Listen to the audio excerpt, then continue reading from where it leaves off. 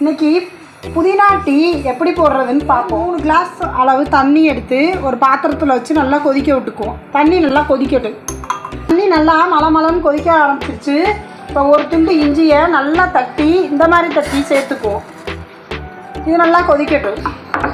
இது கொதிக்கும்போது ஒரு கைப்பிடி அளவு ஃப்ரெஷ்ஷான புதினா இலையை கழுவி இதோடு சேர்த்துக்குவோம். இதுவும் சேர்ந்து நல்லா கொதிக்கட்டும்.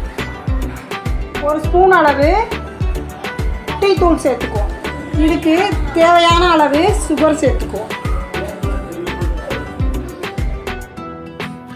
இப்போ நல்லா ஒரு 5 நிமிஷம் அளவு நல்லா கொதிச்சிருச்சு. இதை நம்ம வடிகட்டிக்கணும். டீ ரெடி ஆயிடுச்சு.